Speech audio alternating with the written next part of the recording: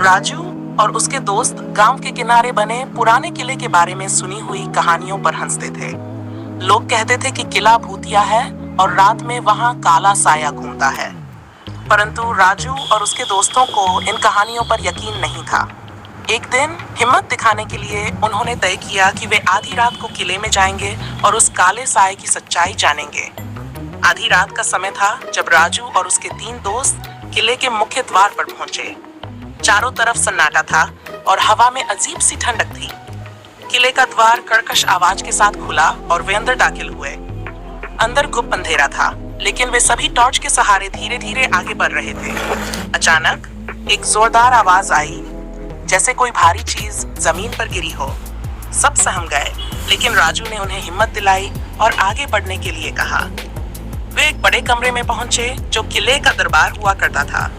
कमरे की दीवारों पर पुराने राजा रानियों की तस्वीरें लगी थीं, जो अब धुंधली हो चुकी थीं। राजू और उसके दोस्त कमरे के बीच में खड़े हो गए और वहां चारों तरफ नजर दौड़ाने लगे।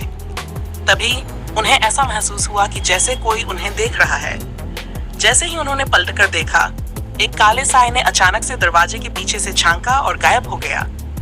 चारों के रोंगटे खड़े हो गए। वे समझ नहीं पाए कि वह क्या था। राजू ने हिम्मत जुटाई और उस दरवाजे की तरफ बढ़ा। उसने दरवाजे के पीछे देखा, पर वहां कोई नहीं था। लेकिन अब उनके दिलों में डर समा चुका था। तभी अचानक से ठंडी हवा का झोंका आया और कमरे की खिड़कियां जोर से बजने लगीं। एक एक करके खिड़कियां खुद ब खुद खुलने लगीं और एक भयानक ठहाका गूंज उठा। सभी दोस्त चीखते हुए बाहर की तरफ दौड़े, लेकिन जैसे ही वे बाहर निकलने लगे, दरवाजे खुद ही बंद हो गए। अब वे अंदर फंसे हुए थे और बाहर निकलने का कोई रास्ता नहीं दिख रहा था। अचानक काले साये ने फिर से प्रकट होकर उन पर हमला कर दिया। सभी दोस्त इधर उधर भागने लगे, लेकिन वह साया उन्हें पकड़ने के लिए पीछे पीछे दौड़ता रहा। राजू के एक दोस्त ने हिम्मत करके साया पर टॉर्च की रोशनी डाली और तभी उस साये की चीख निकली। वह रोशनी से भागने लगा और गायब हो गया।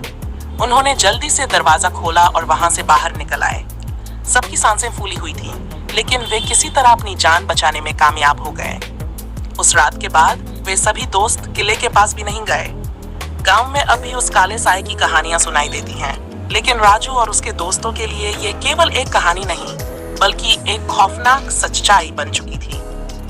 यह कहानी भूत प्रेतों में विश्वास न रखने वालों के लिए भी एक चेतावनी है कि कभी-कभी जो हम नहीं देखते, वह भी सच हो सकता है।